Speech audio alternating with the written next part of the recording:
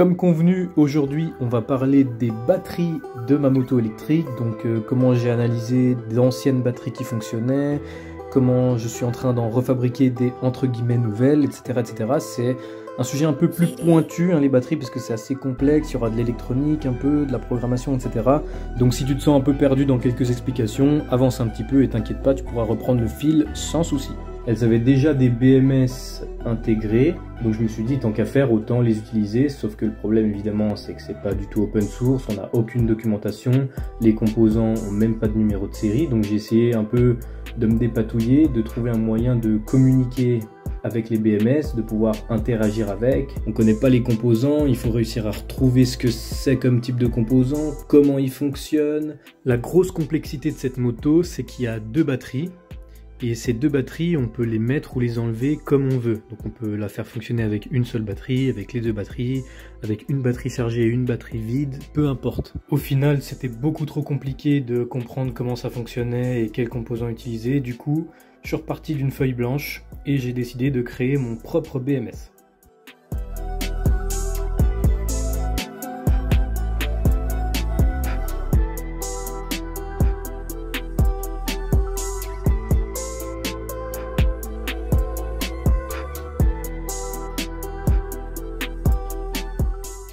Ici on a la partie de mesure des cellules, donc elle n'est pas très importante pour le moment.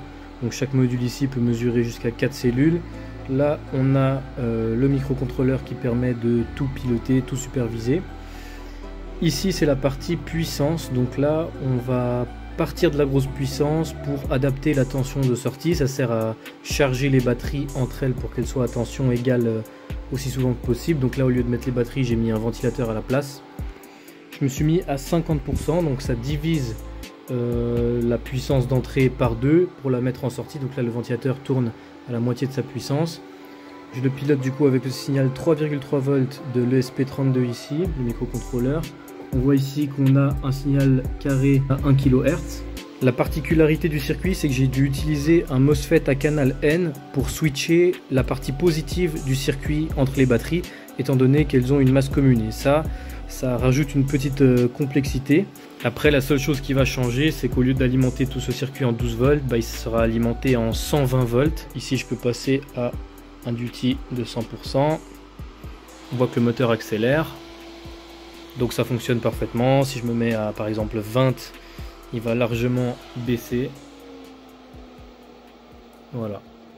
On voit qu'on a un peu plus de perturbations étant donné que plus on baisse dans le duty cycle, plus le signal est perturbé et compliqué à lisser, mais voilà. En gros, ça fonctionne et ça suffira amplement, c'est parfait pour précharger les batteries entre elles. Chaque batterie sera équipée d'un système comme ça et d'un système comme ça. Ces deux-là, ils fonctionnent ensemble. Partie puissance, partie mesure.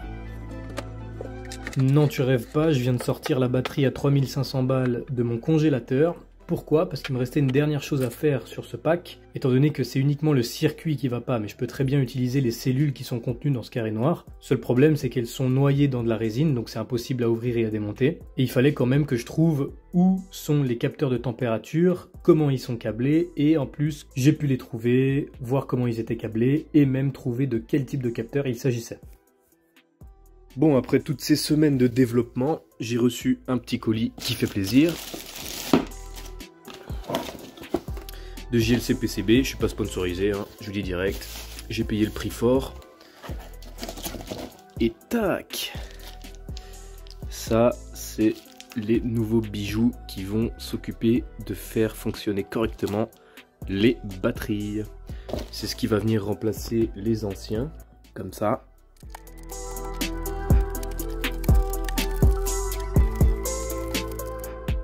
Donc c'est un circuit avec 4 couches, donc on les voit pas toutes. Si on met de la lumière derrière, on peut voir un peu qu'il y a des couches entre deux, etc. Moi, ce qui me stresse le plus, c'est est-ce que ça va bien se poser sur la batterie, vu que la batterie elle est déjà existante. En principe oui, étant donné que j'avais déjà fait des tests imprimés en 3D, pour être sûr que ça passe avant de commander définitivement le PCB. Là, si je superpose les deux, on voit que c'est la même chose. Voilà la batterie en question. C'est nickel. C'est absolument parfait. Tous nos trous sont centrés, tac tac tac. Il y a même du jeu, donc c'est pour qu'on puisse bien ajuster ici le connecteur qui vient se mettre dans le connecteur de la batterie pour récupérer les capteurs de température et les cellules sur le circuit que donc j'ai conçu. Ici, cette partie-là, c'est ce que je vous avais montré, c'est ça, cette partie-là que j'ai déjà testé du coup. Et cette partie-là, c'est la partie puissance. Alors ici, il y a un peu plus de composants que là, parce que là, j'avais un peu simplifié les choses. C'était juste vraiment pour tester le principe. Là, je vais pas m'embêter. Je vais juste enlever chaque petit composant ici que j'ai mis et les mettre là-dessus, un par un.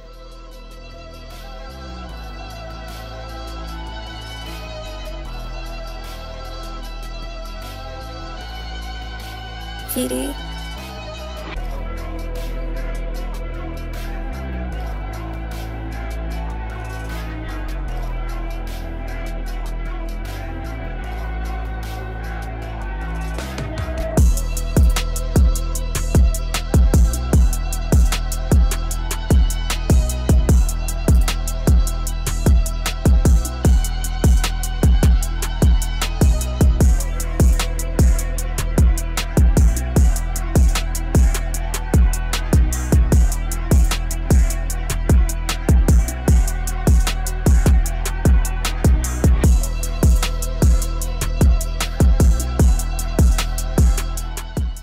C'est nickel, on vient souder.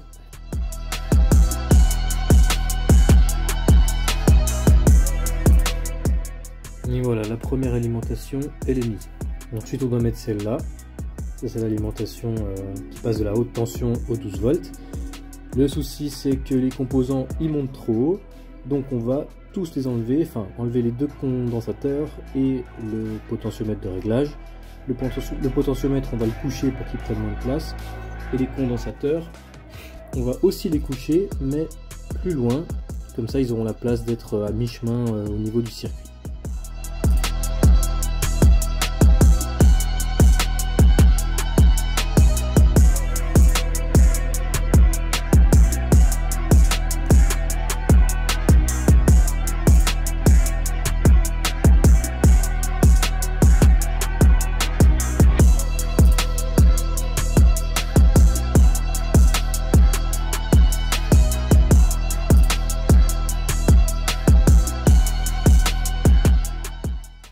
Donc là, j'ai déjà mis la partie régulation de tension. Donc d'abord pour passer de la haute tension au 12 volts, ensuite du 12 volts au 5 volts. Et ici, c'est la partie d'égalisation. Donc la partie qui va s'occuper de charger les cellules entre elles pour qu'elles soient à peu près toutes égales. Là, c'est la partie de mesure des cellules. Donc là, ça, c'est pas moi qui l'ai fait. Le truc vert, c'est moi qui l'ai fait, mais le truc noir, non.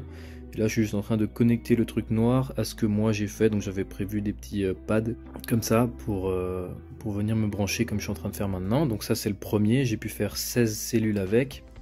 Et je vais devoir en mettre un deuxième pour arriver jusqu'au 28. Voilà, donc j'ai mis l'une sur l'autre. Hein. Tac, en sandwich. Ici, je rajoute le petit connecteur qui viendra récupérer le connecteur d'origine de la batterie. Là, il n'est pas encore soudé, c'était pour voir si ça rentrait, etc.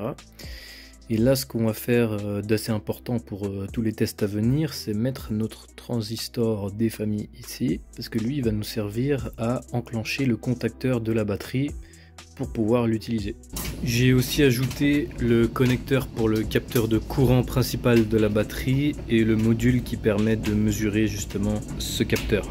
Voilà ce que ça donne quand c'est posé sur la batterie. Donc ici, on a le connecteur qui vient lier les capteurs de température et les cellules à mon circuit. La balance, comme on disait, ça c'est les deux capteurs de courant qui sont branchés là. Il y a le contacteur qui est pas branché, il y a le fil qui traîne là. J'ai branché le microcontrôleur à mon ordinateur.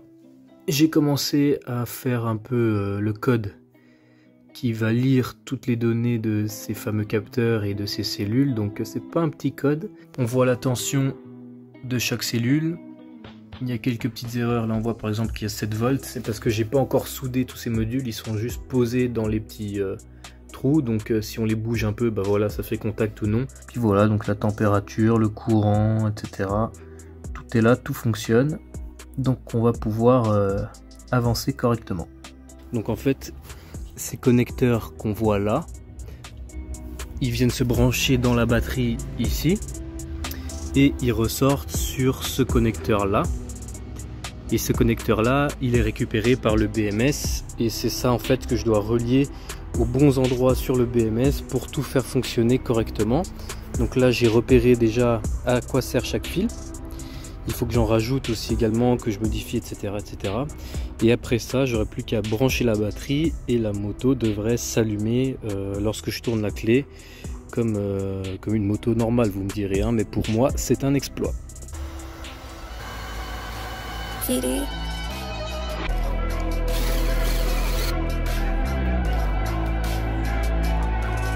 Fais coucou pour la vidéo.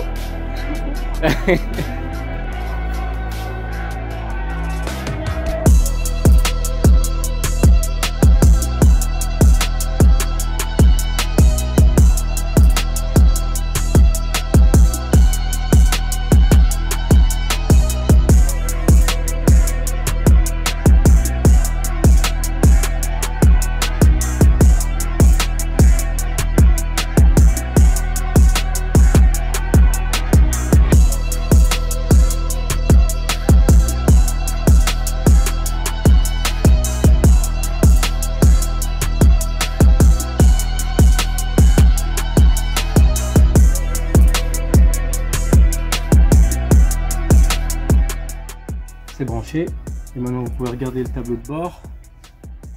Suspense, je tourne la clé et c'est parti. Parfait, c'est démarré.